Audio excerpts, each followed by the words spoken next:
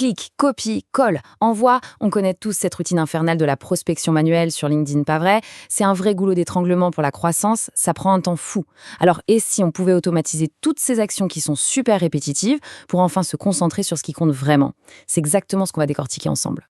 Prenons un cas concret, celui de Paula. Son défi, franchement, il est universel. Comme énormément d'entreprises qui veulent grandir, son équipe passait son temps noyée sous des tâches manuelles, des tâches qui n'apportent pas grand-chose au final. L'objectif était donc super clair. Il fallait absolument libérer leur temps pour qu'ils puissent se concentrer sur des actions qui ont un réel impact. Et le résultat alors? 10 heures. Oui, 10 heures. C'est le temps que son équipe a récupéré par semaine. Tout ça juste en automatisant la génération de leads. Imaginez un peu, 10 heures de plus pour la stratégie, pour la personnalisation, pour closer des deals. Voilà ce que j'appelle l'impact direct d'une automatisation bien pensée. Ok, mais alors, c'est quoi l'outil qui se cache derrière cette petite révolution? Il s'appelle Phantom Buster. En gros, c'est une plateforme conçue spécifiquement pour automatiser des actions sur le web avec un très gros focus sur LinkedIn.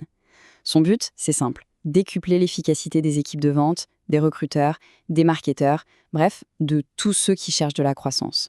Pour bien piger comment fonctionne Phantom Buster, il faut d'abord comprendre sa brique de base, ce qu'ils appellent un fantôme.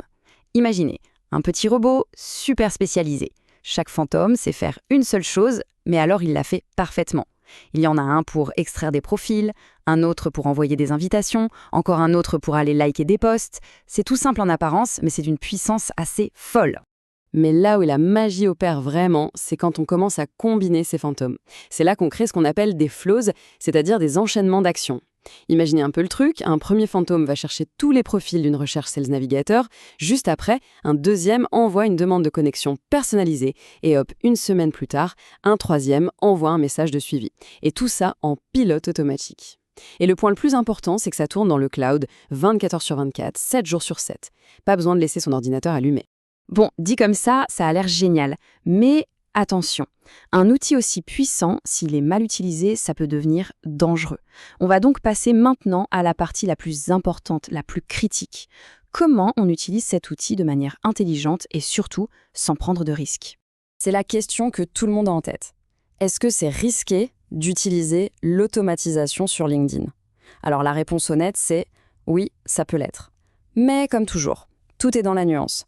L'important, c'est de bien comprendre d'où vient le risque pour, justement, pouvoir l'éviter. Et voilà le point clé, vraiment. Le problème, ce n'est pas l'outil en lui-même, c'est la façon de l'utiliser. LinkedIn ne va pas sanctionner l'automatisation pour le plaisir. Ce qu'il sanctionne, ce sont les comportements qui ressemblent à du spam, à une activité de robot complètement anormale. Et cette nuance, elle est absolument fondamentale. Ce tableau, il résume parfaitement les deux écoles. D'un côté, on a ce qu'on pourrait appeler l'automatisation paresseuse. On envoie des volumes énormes, on cible n'importe qui avec des messages bateaux. Ça, c'est le ticket direct pour se faire bloquer son compte. Et de l'autre, on a l'approche stratégique. Un bon outil dans le cloud, des données propres et bien ciblées, un volume raisonnable et surtout une approche qui cherche à personnaliser. Ça, c'est la clé pour que ça marche sur le long terme.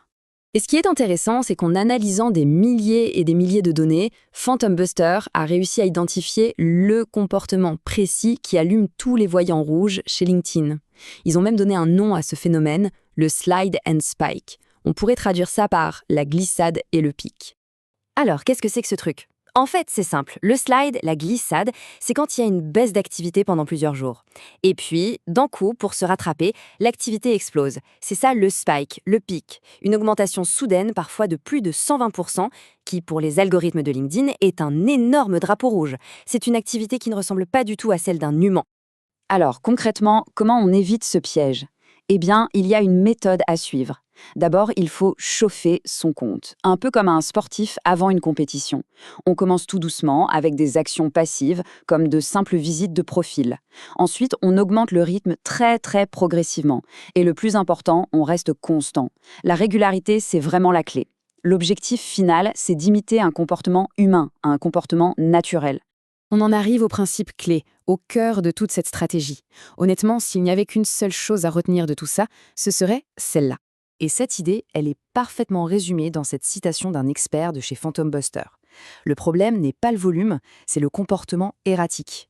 En clair, LinkedIn est devenu beaucoup plus malin. Il ne se contente plus de compter le nombre d'invitations envoyées, non, il analyse le comportement. Et un comportement en dents de scie, avec des pics et des creux, c'est beaucoup, beaucoup plus suspect qu'un volume peut-être un peu élevé, mais qui reste constant jour après jour. Allez, un petit mot rapide sur leur modèle de prix, parce que c'est un point qui les différencie vraiment. La plupart des outils de ce genre facturent par utilisateur, ce qui fait que la facture grimpe très vite quand l'équipe grandit. Phantom Buster, eux, ils facturent au temps d'exécution. Chaque action que l'on fait consomme une petite partie de ce temps, un peu comme des crédits. Du coup, c'est un modèle beaucoup plus souple et qui s'adapte bien moins à la croissance, parce que le prix n'explose pas à chaque fois qu'on ajoute quelqu'un dans l'équipe. Et pour finir, j'aimerais laisser une question en suspens. On a tendance à voir l'automatisation comme un moyen de faire moins, d'être moins impliqué. Mais et si son vrai potentiel, c'était tout l'inverse? Et si elle nous libérait des tâches ingrates, justement, pour nous permettre de passer plus de temps sur les vraies interactions humaines, sur la personnalisation, sur la création de relations solides? Et si, au final, la meilleure automatisation, c'était celle qui nous rendait plus humains,